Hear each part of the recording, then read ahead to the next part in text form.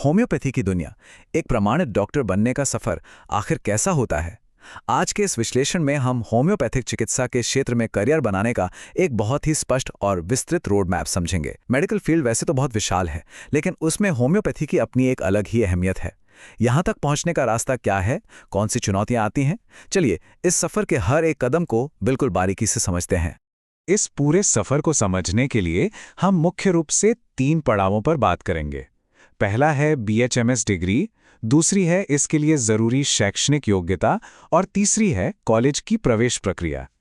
तो चलिए सबसे पहले भाग 1 की ओर बढ़ते हैं और बीएचएमएस डिग्री यानी इस पूरी प्रक्रिया की मुख्य योग्यता को समझते हैं। अब ये बीएचएमएस आखिर है क्या?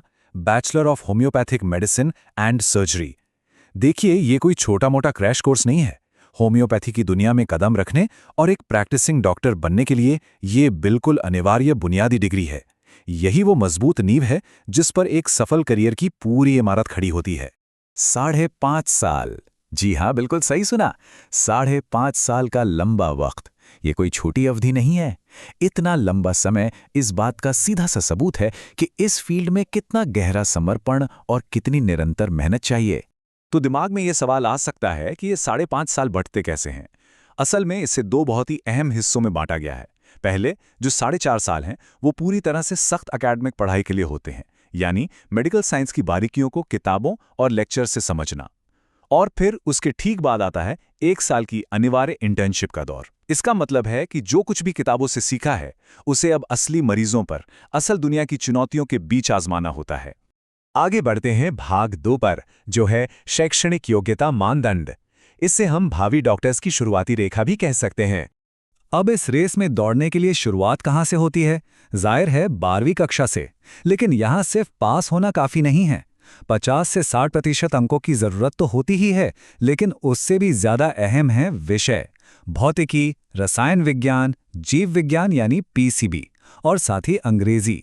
इन विषयों पर अच्छी पकड़ होना बिल्कुल ज़रूरी है, क्योंकि आगे की जटिल मेडिकल पढ़ाई का पूरा आधार यहीं से बनता है। अंकों और विषयों के अलावा एक और बहुत ही दिलचस्प और सख्त शर्त है 17 साल। कॉलेज में एडमिशन के वक्त उम्र कम से कम 17 साल होनी ही चाहिए। ऐसा नियम क्यों?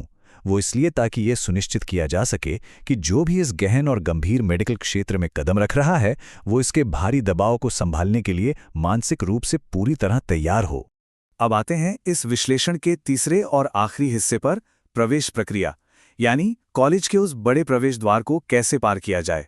यहीं पर सबसे बड़ी चुनौती सामने आती है, नीट यानी राष्ट्रीय पात्रता सह प्रवेश परीक्षा। इसे अगर इस सफर का सबसे बड़ा इम्तिहान कहा जाए तो गलत नहीं होगा। किसी भी अच्छे बीएचएमएस प्रोग्राम में सीट पक्की करने के लिए ये प्राथमिक और सबसे अहम गेटवे है। ये परीक्षा असल में इस बात की सबसे पारदर्शी कसौटी है कि विज्ञान की बुनियाद कितनी मजबूत है। लेकिन एक दिलचस्प बात और है, सिर्फ नीट ही इकलौता रास्ता नहीं है।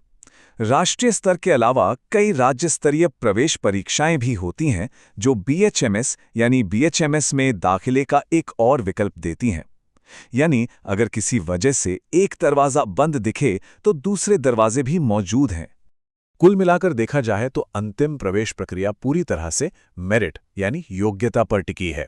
इसका सीधा सा गणित है, पहले प्रवेश परीक्षा क्लियर करनी है, फिर उस परीक्षा के नतीजों से एक रैंक मिले भी, और आखिर में सिर्फ उसी रैंक के आधार पर यह तय होगा कि कौन सा कॉलेज मिलेगा।